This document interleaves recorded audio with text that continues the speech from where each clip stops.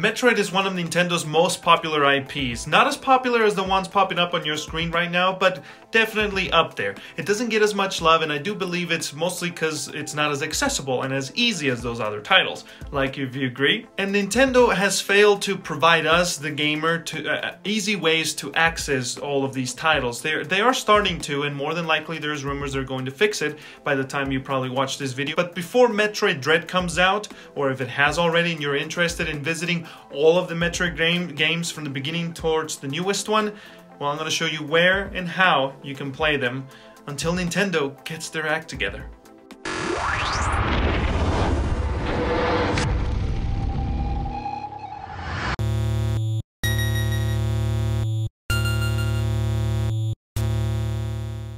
The beginning of it all, back in the 1980s, we didn't know Samus was a female yet, and she graced gamers' pixels with her presence in the OG Metroid game released for the Nintendo Entertainment System, or NES for short. The game is good still, sort of, a little hard, but lacking a lot of diverse controls also, and world design greatness that the newer titles come along with. And you can play this pretty much on anything: Nintendo Switch Online with a NES Virtual Console, or Nintendo 3DS, or PC, Mac, Android, iPhone, with an emulator, and even the Wii U.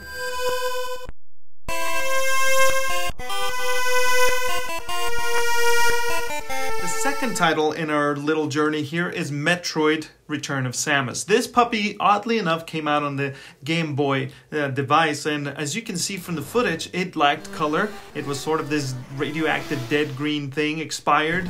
But the game itself set the foundation for what is considered one of gaming's top gems, which is Super Metroid. And of course, you can play this game on the PC, 3DS, Switch, Mac, Android, iPhone, and, oh yeah, the Wii U. Then we have Metroid 1 and 2 remastered, Metroid Zero Mission, and then Metroid Samus Returns, respectively. These games were available on the Game Boy Advance was Zero Mission, and then on the 3DS, Samus Returns.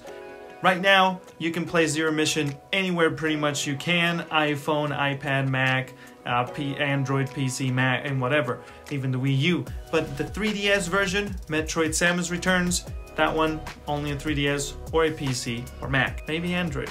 Let me know in the comment section below. And if you like this kind of content and quickies, don't forget to subscribe with a bell and a like along the way.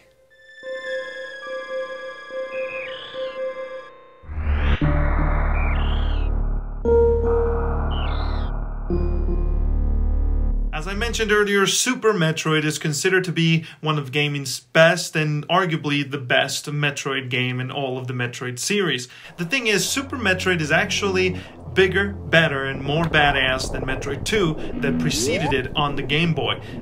Super Metroid on the SNES is actually capable of being played on the Nintendo Switch, believe it or not, together with the original game through the Virtual Console of the NES and the Super NES, respectively. And of course on PC, iPhone, Mac, Android, anywhere you can think of, you can probably play Super Metroid.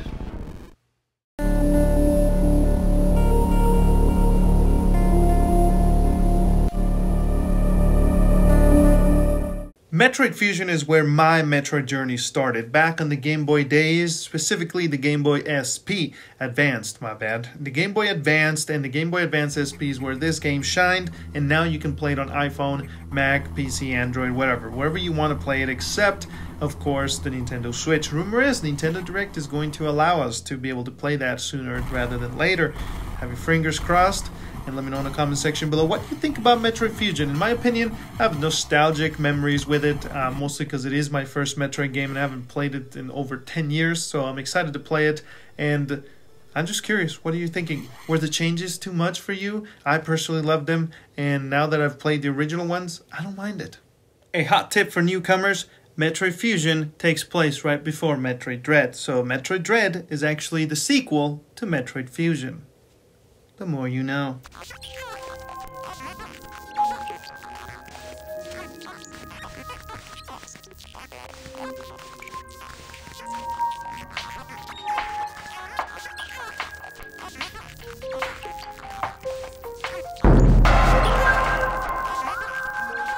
Now, these games is where my true Metroid journey began, because I actually played Metroid Fusion up to a point that I got so stuck, I went ahead and played Metroid Prime. And then, of course, that got me to play Metroid Prime 2, and then the third one. So Metroid Prime 2 Echoes, Metroid Prime 3 Corruption. So these ones are quite different, and they're not for all fans, because they are a first-person adventure shooter game rather than the 2D, 2.5D games that you do side-scrolling and do, you know, you go side to side rather than a first-person perspective. But in my opinion, the Metroid Prime series delivers on the Metroid experience in first person, which is my major genre to play games on, and it did it so perfectly, even without a joystick on the Nintendo GameCube controller, that then the Wii controls with the motion capture and stuff was just phenomenal. And these titles, sadly, there's really no way to play them unless you emulate on PC, Mac, and get them on the Wii U or have an original Wii,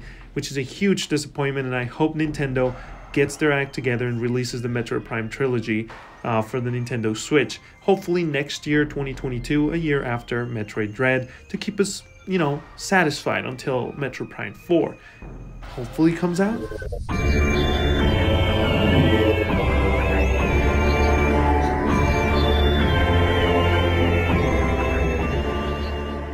Before we move on, I want to recall attention to Metroid Pinball. It was a DS game that now you can play on emulation through PC, Mac, and Android. And this game brought a unique retelling of the original Metroid Prime. So if you are interested in a really niche game that has really unique gameplay, you could try it out. And if you like pinball, you're getting a bonus.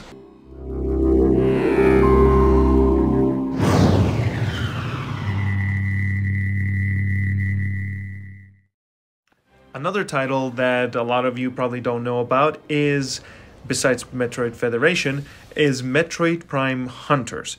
So Metroid Prime Hunters is actually worth playing. I don't know about Federation, but Metroid Prime Hunters, when it first came out, I was in love with the fact that I could play a Metroid game on my DS, besides, you know, the usual Fusion, Metroid Fusion, and others.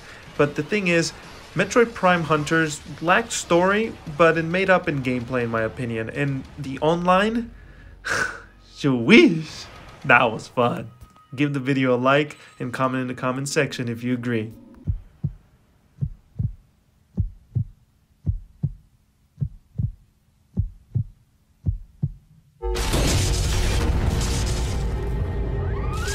Metroid Other M. So this one is a kind of a critical game in the sense of it's been trashed by the community of Metroid. But look at these cutscenes. Like, I just personally can't wait to see them. I've heard the content is trash and the gameplay is just decent. It's like a Ninja Gaiden, Devil May Cry style gameplay for Metroid with bad execution.